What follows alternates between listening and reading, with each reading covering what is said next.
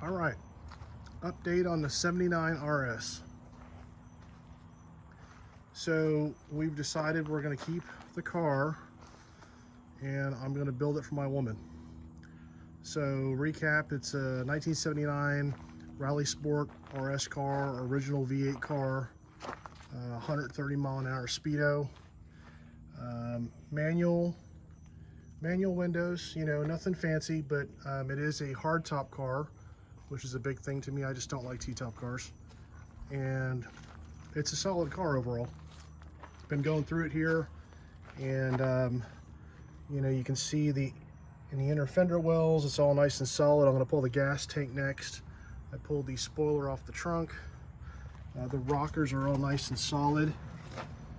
Pinch mold looks really good. Subframe's good. So the worst of the car is the two front floorboards. And I do have on the way from Jegs two new, they're basically full front half replacement floors.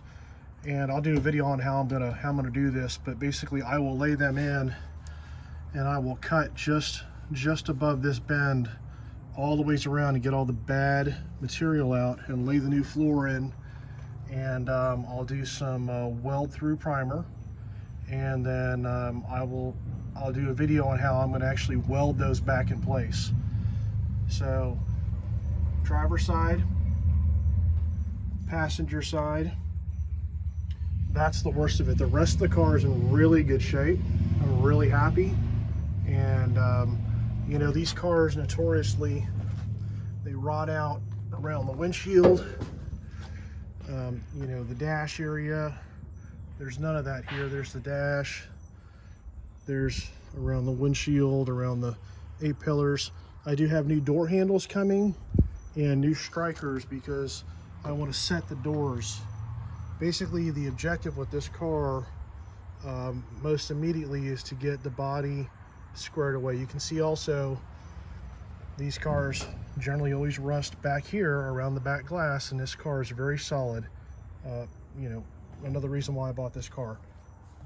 Here's the trunk area with the spoiler off, not bad at all. The trunk, somebody did a little patchwork, not too terribly bad. It's still in really good shape, so I've got a plan for that. And what I'm working on right now is, this car had a dent and it had a big pile of Bondo on it. So I knocked all the Bondo off, and I have a stud gun. I've had this for years. I bought this from Eastwood years ago, and I used it on my 56 two-door sedan that I built. That was also an LS swap car, which this will be. And so what I'm doing is I'm just starting in real easy. You don't get too carried away with the stud guns and put heat in all this panel. The whole objective is to get this thing was caved in pretty good, is just to get this pulled out as much as possible, and then that way you put very little material, very little filler back on it. So I think this is going to be good.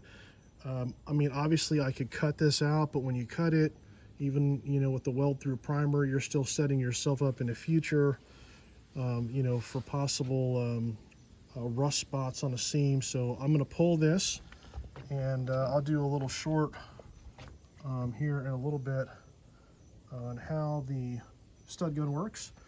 This is the puller that comes with the kit, you know, like a old body puller, but you know, no screw. It slides on. It slides onto the stud, and it's got that little wheel right there. And what that does, it locks down and pulls on that stud. So that is what I'm working on right now. And you know, as I mentioned, the plan is to put a LS. I've got that LY6. It's basically a 6-liter truck engine with LS3 top end heads, LS3 intake. I've got a high performance LS3 cam. So this car will have, you know, 520 crank horsepower. I'll just do a simple turbo 350 with like a 3000 stall. I'll do a 342 gear in the back, and that'll be plenty for, I mean, it'll get after it. I do have this spot here, so I'm going to cut this out and I'll weld the patch in there, but the rest of this is all solid. So real good car, and that is what I'm working on. I'll do some more update videos. This car will not be blue when it goes back together, but it's probably going to be like black with red interior. Not sure yet. It's going to end up being her decision. So you can see the rest of the floors and the, you know, the tunnel's all in real good shape. Let's see what else here. The doors, there's a little mud here. I got all that out. Well, I got most of it out. I'll get the rest out. I'm using Osfo. I've got some more coming. That is a really good rust killer, neutralizer. And yeah, so that is what I'm working on. And this car, I looked over, this car has never been wrecked. That was the another main reason why I bought this car. These appear to be all the original body panels. This bumper's a little tweaked underneath. See if I get a shot of that. There's a steel brace. I've got another one for it. Let's see here. Right there, yeah. It's crumpled right there. I don't know if you can see that.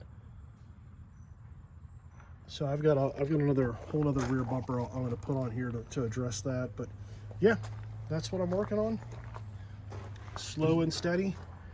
Another shot of the inner rear fender wells. Someone ran this car through fresh asphalt. You can see that, and then actually see right there. I mean, like, it must have been a freshly paved, you know, asphalt road, because that is tar and rock, and I've been beating that out of there. But you can see how solid those rear inner fenders are in that structure, you know, because these cars, that is generally all rotted out. So it's in really good shape. I'm really happy with this. And there's no mud or anything, you know, up underneath here. There's just a combination, I think, of like some Z-bar undercoating and then, you know, asphalt. So whatever.